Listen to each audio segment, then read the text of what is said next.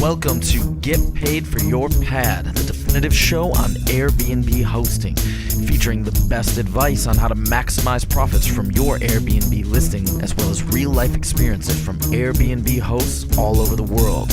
Welcome. We are your hosts, Josefa Kapadia and Jasper Rivers. Get paid for your pad. Get paid for your pad. Get paid for your pad. Get paid for your pad. Get paid for your pad. Get paid for your pad.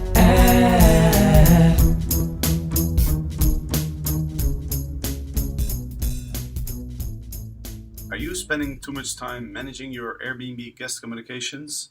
With Aviva IQ's easy-to-use automated messaging service, your guest communications go on autopilot so you can go back to living your life. Get your free Aviva IQ account at www.avivaiq.com. Welcome to another episode of Get Paid for Your Pad. My name is Jasper Rivers and I will be your host today. I was supposed to record this episode with my good friend David Jacoby, who is the president and co-founder of Hostfully. But unfortunately, my Wi-Fi turned out not to be strong enough to establish a stable Skype connection in order to record the news episode today. So unfortunately, David is not going to join me, but I will share something that he shared in the Airbnb news group. So there's still going to be a little bit of David in this episode. I am currently in Bangkok. I arrived here a couple of days ago from Stockholm. I'm kind of on my way to the Philippines. I'm going to spend a week on a very beautiful beach in a place called El Nido. And if you've never heard of El Nido, then I strongly encourage you to go into Google and type in El Nido and then click on images. And the images that you will see will very likely entice you to book a flight and go over, because it's one of the most beautiful places on the planet. Think white sand beaches, clear crystal tropical waters, and beautiful little islands everywhere. And so I'm super excited. I haven't been to the beach for a while, so I'm definitely really looking forward to it. I don't think I will have any internet. It's quite a remote place. And so, I'm doing the podcast episodes. I'm recording them here while I'm in Bangkok, so that I will still be able to publish 2 episodes a week like I've done this year. I've made a commitment to publish every week, twice. And so far, I haven't missed a single episode. Previous years, I've been a little bit less disciplined with the episodes. I've had times where it was a little bit more challenging to get the episode done, and then I would just skip it. But I've learned that in order to be successful at anything, I think consistency is one of the most important aspects. And so my plan is really to never miss a single episode. And so that's why I'm recording by myself today. I'm going to share some news stories about Airbnb that have come out in the last week. And let's start with something that's quite disturbing. There has been a guest who's been charged with assaulting a young girl in a town called Minnetonka, where he was staying. A 20-year-old man from Michigan has been charged with criminal sexual conduct after authorities say he tried to assault a 7-year-old girl in the Airbnb home where he was staying.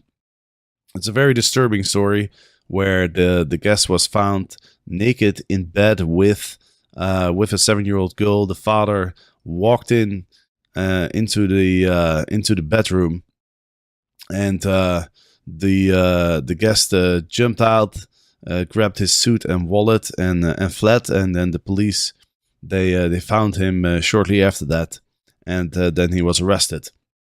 This is very shocking, and my thoughts go to the parents of the child. and the child herself. It must be a very traumatic experience, and it raises a very important question, a question about safety. Now, is it safe to host on Airbnb, specifically when you have children in the house? And in the Airbnb Facebook group, the Airbnb News Facebook group, we've had a pretty active discussion about this. And obviously, there's some people who are saying that this is the exact reason why they would never rent out a spare room in a house with children. Now, some people are saying, I don't understand why anyone would rent a spare room in their house with children. There's so many pervs in this world. And some other people voice a similar opinion. But David actually made a very long comment explaining why he does host in a house with children. David has 2 kids. They're aged 5 and 6, and I've actually had the pleasure of staying with David and interacting with his children, which was really fun. But I wanted to share David's thoughts because I think he makes a very good point. And so I'm just going to read his comment as it was posted. I am a superhost for 3 years in a row. I am proud to give the gift to my kids of having them grow up in a home where people from all around the world visit them. They are exposed to all sorts of cultures and personalities in a unique way. It's a joy whenever I see them interact with adults, and in the comfort of their own home, they are more likely to break out of their shell. Months and even years later, they will still reference a guest and something they remember about them. In the history of Airbnb, I wonder how many nights there have been where a guest has stayed in a home with kids and something like this has happened. I bet you the odds are significantly less than your kid getting into a car accident. Yet I still drive my kids. I wonder what the odds are of them getting hit by a car. Yet I still let them cross the street. I still go to playgrounds and hope they don't get kidnapped. And I bet you there are far more pervs at playgrounds and far more kidnappings have happened than Airbnb sexual assaults. I still go to beaches and hope they don't drown. I still go to Disneyland and hope they don't get eaten by an alligator. I think you get my point. I'm not going to live in fear over all the small percentage chances of bad things happening. I choose love and trust and sharing instead. I personally feel that sheltering my kids because I'm scared a once-in-a-bazillion event is going to happen in the spirit of safety is, for me, more irresponsible when it comes to raising them. Now, David also mentions that when I visited a while back, I played some basketball with his son, and every time I tried to throw the ball in the net, I said something like "oppa," which is something that Dutch people tend to say when they do something. It doesn't really mean anything, but it's like kind of a sound that you make when you make a certain action. And apparently his son is still saying "oppa" when he throws a ball up in the air. So that's pretty funny. But I think David makes a really good point. I think that everything that you do in life has an inherent risk, and if you can't live your life without taking risks.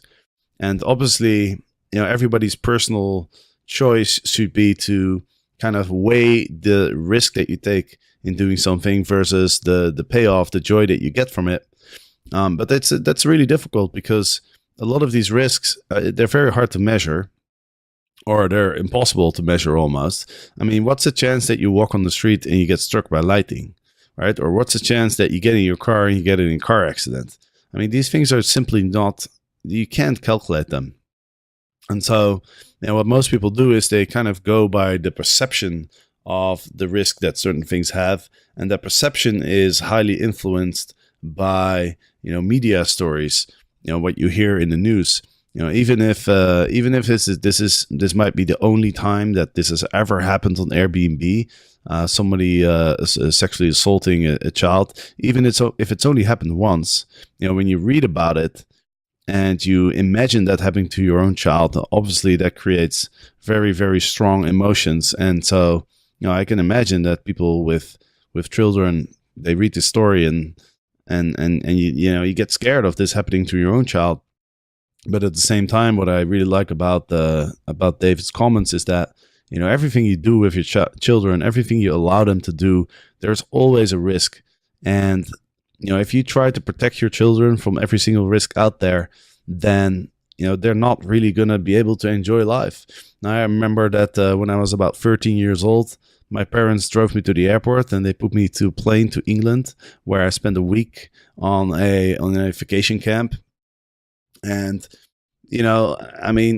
we did lots of things that were kind of dangerous, lots of like extreme sports and you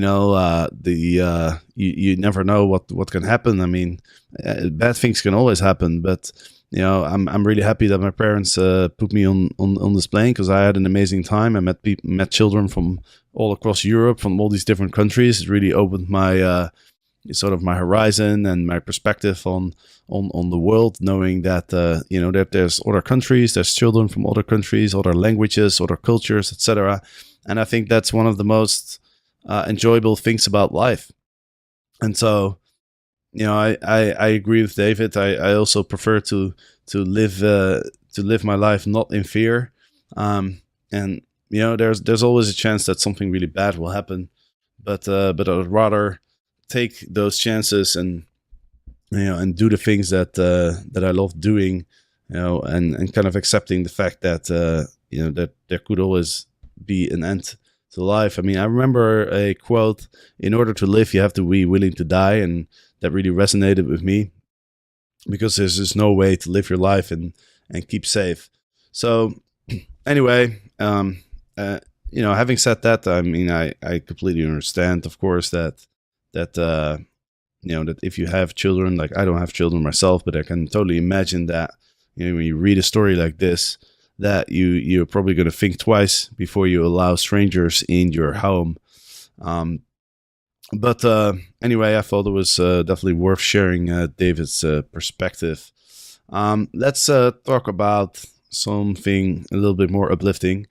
Airbnb has introduced a new feature where now the hosts can see the star ratings that have been given to guests in the past.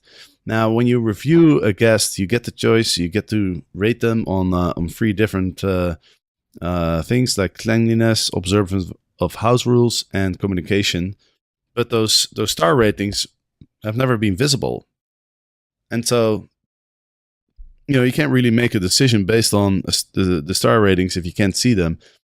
But now Airbnb has changed that, but only for hosts who allow instant bookings. I think this is another way for Airbnb to encourage hosts to use instant book, because it's really their focus. They really want to make the Airbnb platform more user friendly, and in doing that, they want more people to be using the instant book feature. But it's kind of a little bit strange, because if you only allow the instant book hosts to see the star ratings, it's kind of strange, because when you use instant book, you kind of allow people to book without reviewing them, right? And so what's the point of making these star ratings visible for hosts who are using instant booked? It's more useful for people who don't use instant booked, because those are the people that want to actually do their due diligence on the guests and see if they're comfortable and they want to be more selective. So it's kind of a strange move by Airbnb. I guess the one thing that you could say is that when you use instant book, you can cancel penalty free 3 times a year, and so those 3 times that you do cancel, it could be based on the ratings. Like, let's say, for example, somebody books, and then you look at those ratings and you see that the guest has on average only 2 stars for observance of house rules, and this might make you feel uncomfortable, and there could be a reason to cancel the booking. And so I guess there's some logic behind it, but my suggestion would be, why not make those star ratings available to all hosts? And again, I think Airbnb is doing this because they really want to encourage people to use instant book. But I think this is going a little bit too far, because I think you also have to respect people who are on Airbnb and who want to be able to choose who gets to stay. They want to be able to feel comfortable and and review the guests before giving them access to their home. So we'll see. Hopefully Airbnb will make this available to all hosts in the future. Hosts, I am having so much fun running my Airbnb and hosting travelers from all around the world. I have to admit though, ensuring my guests receive all the details about their stay on time can be stressful and overwhelming. Recently, I learned about a cool new service called Aviva IQ. Aviva IQ automates, personalizes, and delivers my guest communications automatically, so I don't have to. Now I can relax knowing my guests are informed and happy. Did I mention Aviva IQ is free? Get your life back at www.avivaiq.com. Moving on to the next topic of today, there's a new platform that has just launched. It's called Muzbnb, and the platform focuses on the Muslim community.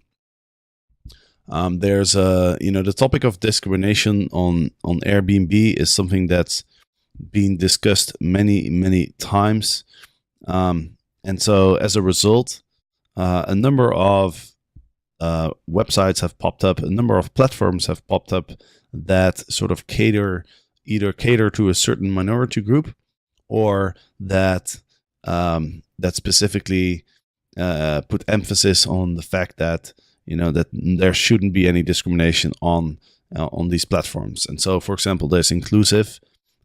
Inclusive addresses issues of discrimination by not revealing the picture of the guest before you accept the booking. So you only get to see the picture after you've accepted the booking, and that prevents people from discriminating based on the photo.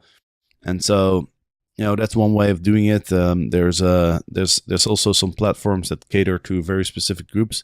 For example, there's Mr.B&B that caters to the gay and lesbian community. And so now there's Muzbnb, and they cater to Muslims, and the Muslim population is quite substantial on the planet, and they've attracted more than 3,000 subscribers in just over a month. So it seems like they're getting some traction initially. The question is, will these whether these platforms will turn out to be successful or not, because it's very challenging to start an online marketplace.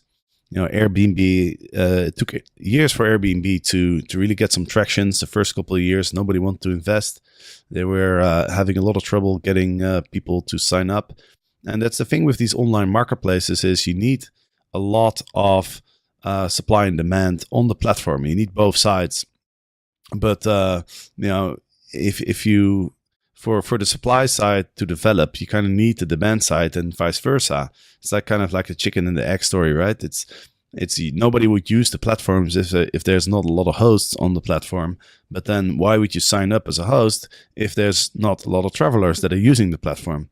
And so I think in order to create a marketplace that becomes really successful, it takes a lot of capital, because you have to market, you have to spend a lot of money on marketing. And you can see how much money Airbnb has raised. I think they've raised like several $1 billion over in the past, and that money is necessary to grow the platform and to turn it into a sustainable long-term business model. And so the question is really whether these smaller platforms, whether they will be able to get enough traction. Because initially when you launch a platform, there obviously you get a boost from some some news stories, but the question is are you going to be able to actually drive more growth consistently, and so we'll see. I've looked at some of these platforms, like Mr.B&B, for example. They are the only ones, I think, of these smaller platforms that have actually raised a significant amount of money. I was looking at Crunchbase, and I've noticed that Mr.B&B has raised over $10 million in 2 rounds. So they've done their Series A in June 2017. So pretty recently, they've got apparently they've got 120,000 hosts, which is quite substantial. So it seems like these guys are, definitely doing fairly well. So yeah, it's interesting to see where these kind of platforms are going. I mean, I actually looked at another platform that focuses on the Christian minority, and I just looked at Los Angeles just to see like how many listings they have, and if I would book a place on the platform. And the thing is, as a traveler, you want to have as much choice as possible. And so I looked at this site, and there was only like 15 homes available in the complete Los Angeles area, which is a pretty huge area. And also, there was only one of these listings that actually had some reviews. So for me to use this platform as a traveler, I would have to have a very strong conviction that I want to be staying with a host who shares my, whether it's your religious views or your sexual preference or ethnicity. You got to have a pretty strong conviction to be using one of the smaller platforms versus the larger platform Airbnb or one of the other bigger ones, just because there's so much more supply, and so you have a lot more choice. And the other thing is, as a host, I guess you could be hosting on Airbnb, and then you could add one of the smaller platforms. But again, I mean, the point of hosting on the other platforms is really, there's only a point if you actually get some bookings.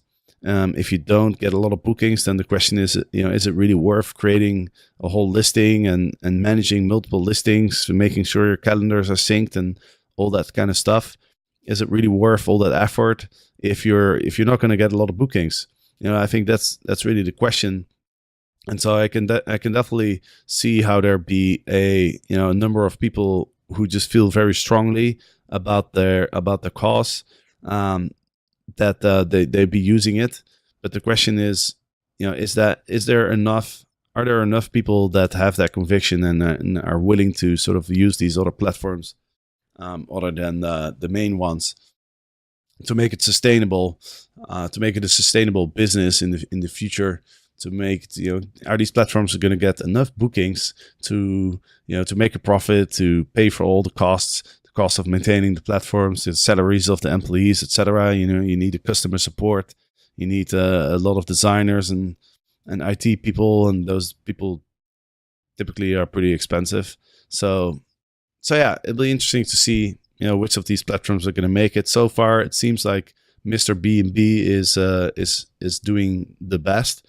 I couldn't find any information on capital being raised by any of the other ones, so they might have some initial personal capital available, but I imagine that will run out at some point. And and I think in order to make an online marketplace successful, you have to raise money at some point. So we'll keep an eye on how these platforms will be doing in the future. Another news fact that just came out, actually, the CMO of Airbnb, Jonathan Mildenhall, has decided to leave Airbnb. And this is quite interesting because it's only been a few weeks after Airbnb's decided to appoint Whedon and Kennedy as the brand's new global agency of record.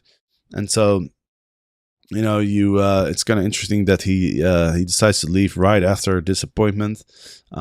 He is going to be working with Airbnb to sort of integrate that new company with Airbnb. So he'll be working with Airbnb as a consultant to onboard the marketing company. But he is also going to start his own company. Now he's going to start his own consultancy company, and I think Jonathan Mildenhall has done a pretty good job in improving Airbnb as a brand. He came up with the Belong Anywhere campaign. He came up with the different the logo and the colors and stuff. Like Airbnb used to be blue, and it definitely looks a lot better now. So I think he's done a great job, and I'm sure that the co-founders of Airbnb, I'm sure they're a little bit sad to see him leave, and they're looking for a new CMO. So if you have some experience in marketing and communication and branding, then Airbnb is looking for somebody. So who knows? All right, that was it for this week. I'm running out of time. There's a few more news items that are worth discussing, but I'll save those for next week. So thank you for listening. I hope you enjoyed this episode. And next week I'll be back, and then hopefully my internet will be strong enough to be co-hosting this news episode with David Jacoby. Thanks for listening, and see you next time.